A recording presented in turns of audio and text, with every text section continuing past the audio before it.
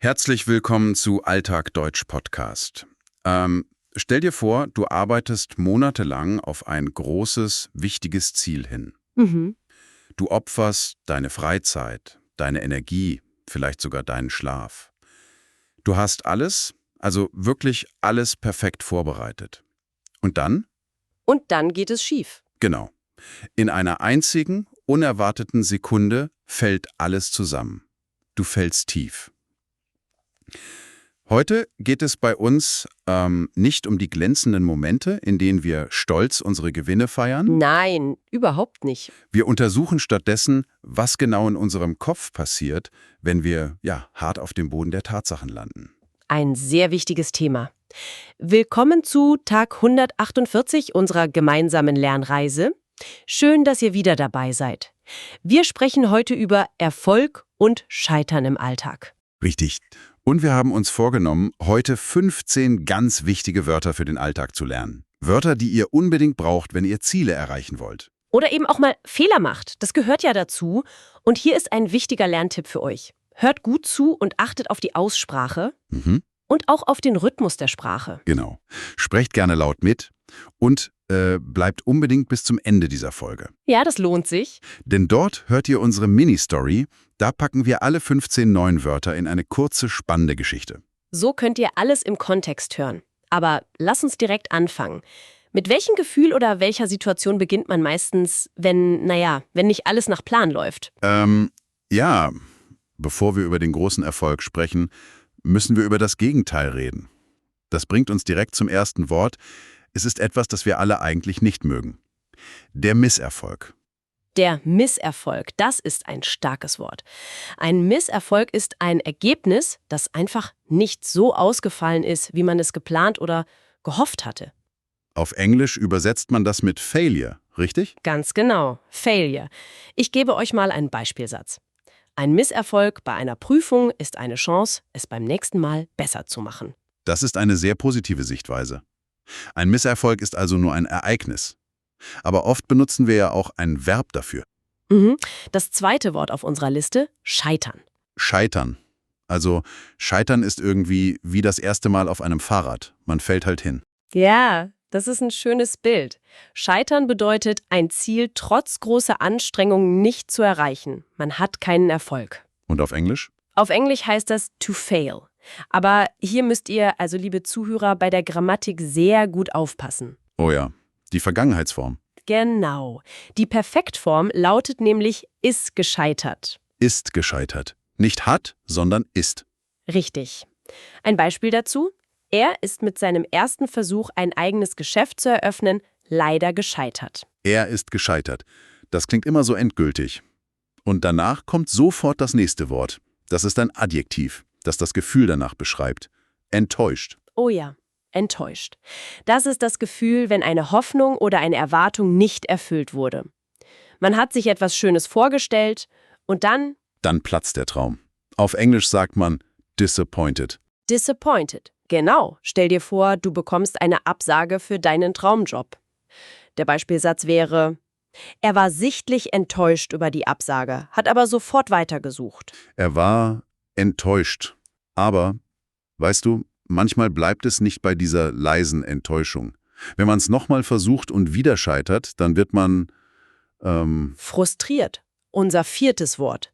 frustriert. Das ist eine viel tiefere Emotion, oder? Ja, absolut. Wenn man mutlos und genervt ist, weil etwas einfach nicht so funktioniert, wie man möchte. Auf Englisch frustrated.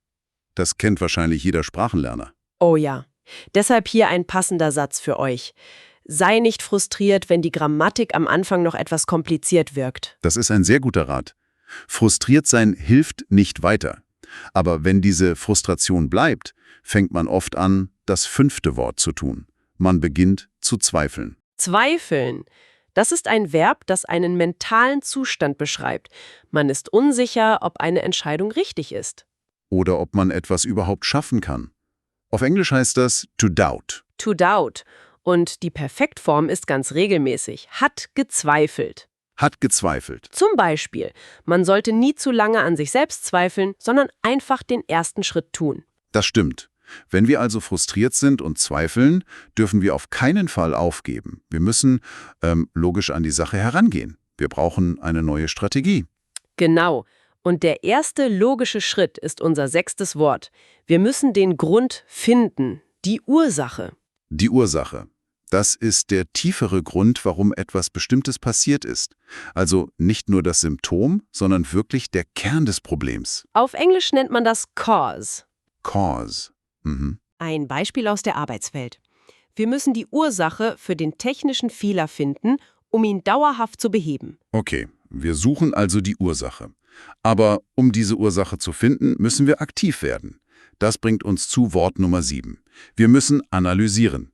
Analysieren, das ist ein tolles Verb. Es bedeutet, etwas systematisch zu untersuchen, um die Gründe für ein Ergebnis zu verstehen. Auf Englisch to analyze. Aber warte, bei der Perfektform gibt es hier eine Besonderheit, richtig? Sehr gut aufgepasst. Bei Verben auf irieren gibt es kein G am Anfang. Die Perfektform ist einfach hat analysiert. Hat analysiert, genau. Das klingt doch viel besser. Zum Beispiel nach einem verlorenen Fußballspiel.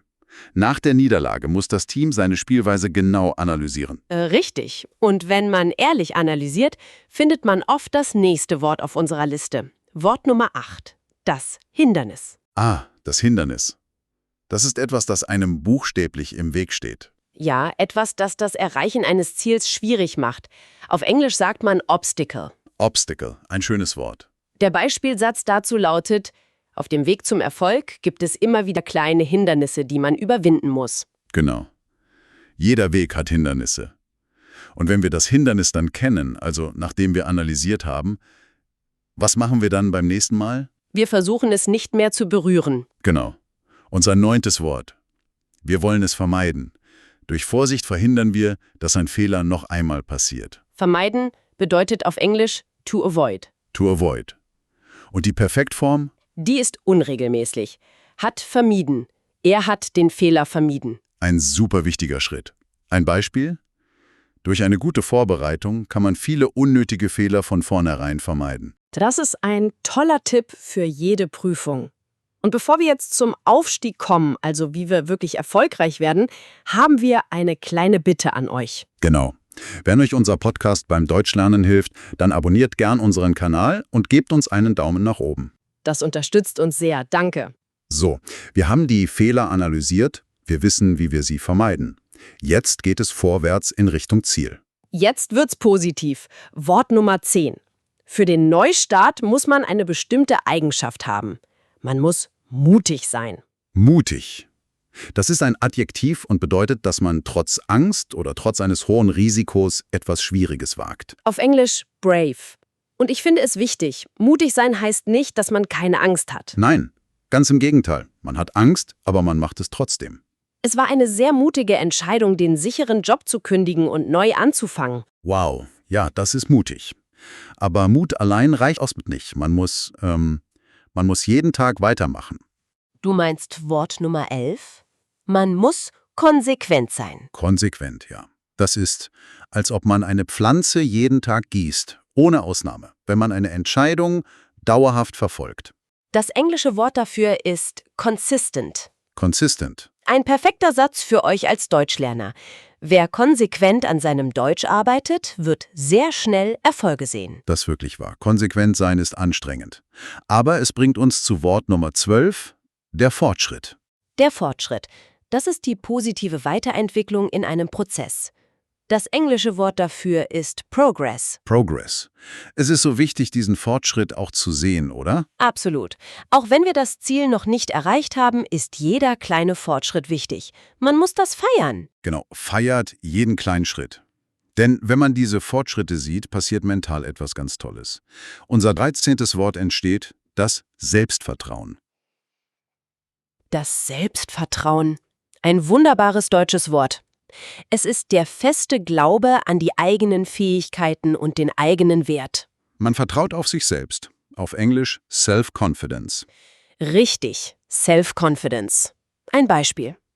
Durch das Meistern kleiner Aufgaben im Alltag wächst mein Selbstvertrauen stetig. Und mit diesem neuen Selbstvertrauen stehen wir wieder vor dem Hindernis. Aber dieses Mal sind wir bereit für Wort 14. Wir können das Problem bewältigen. Bewältigen. Das ist ein starkes Verb. Es bedeutet, eine schwierige Aufgabe oder eine Krise erfolgreich zu meistern und hinter sich zu bringen. Auf Englisch to manage oder to overcome. Und die Perfektform ist wieder sehr wichtig. Genau. Sie lautet, hat bewältigt. Er hat die Krise bewältigt. Und harter Arbeit lassen sich auch große Probleme im Leben bewältigen. Und wenn man das geschafft hat, wenn das Problem wirklich bewältigt ist, wie fühlt man sich dann? Oh, dann kommt unser letztes Wort Nummer 15. Man ist unglaublich erleichtert. Erleichtert. Das befreiende Gefühl, wenn eine Sorge oder ein großes Problem einfach verschwunden ist. Die Schultern werden wieder ganz leicht. Auf Englisch relieved. Relieved? Genau. Ein typisches Beispiel: Nach der bestandenen Prüfung war sie extrem erleichtert und konnte endlich wieder schlafen. Das kenne ich zu gut. Dieses Gefühl ist unbezahlbar. So, das waren unsere 15 Wörter. Und jetzt, lieber Zuhörer, wie am Anfang versprochen, kommt unsere Mini-Story. In dieser Geschichte fassen wir alle 15 Wörter für euch im Kontext zusammen. Hört genau zu, wie die Heldin unserer Geschichte mit ihrem Ziel umgeht. Die Heldin heißt Anna. Also Anna will unbedingt die B1 Deutschprüfung schaffen. Sie hat lange geübt. Aber beim ersten Versuch erlebt sie leider einen furchtbaren Misserfolg. Ja, sie scheitert an der schwierigen Grammatik. Das Ergebnis ist negativ. Als sie den Brief liest, ist sie verständlicherweise zutiefst enttäuscht. Und nach ein paar Tagen wird sie sogar richtig frustriert, weil sie das Gefühl hat, gar nichts zu können. Sie beginnt wirklich an sich selbst zu zweifeln. Sie fragt sich, ob sie jemals gut genug Deutsch sprechen wird. Aber Anna gibt nicht auf. Sie entscheidet sich, nicht mehr zu weinen, sondern die Ursache zu suchen.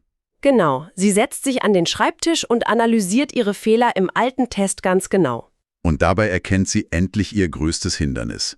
Sie hat einfach zu wenig gesprochen beim Üben. Um denselben Fehler beim nächsten Mal zu vermeiden, ändert sie ihren Plan. Sie sucht sich mutig einen Sprachpartner im Internet, obwohl sie sehr nervös ist.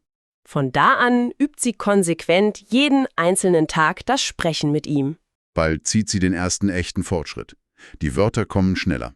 Und durch diese kleinen Erfolge wächst ihr Selbstvertrauen Tag für Tag. Beim zweiten Prüfungsversuch ist sie ruhig. Sie kann alle Aufgaben erfolgreich bewältigen. Als sie schließlich das positive Ergebnis auf dem Papier sieht, ist sie unendlich erleichtert. Und das, liebe Zuhörer, ist der perfekte Weg vom Scheitern zum Erfolg. Eine schöne Geschichte und jetzt seid ihr an der Reihe. Schreibt eigene Sätze mit den neuen Wörtern in die Kommentare. Wir lesen das ja gerne.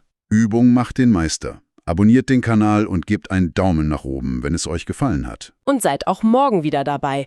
Morgen sprechen wir über ein sehr wichtiges Thema: Umwelt und Verantwortung. Darauf freue ich mich schon. Vielen Dank fürs Zuhören, viel Erfolg beim Deutschlernen. Bis morgen bei Alltag Deutsch Podcast. Tschüss und einen schönen Tag noch. Vielen Dank fürs Zuhören, viel Erfolg beim Deutschlernen. Bis morgen bei Alltag Deutsch Podcast. Tschüss und einen schönen Tag noch.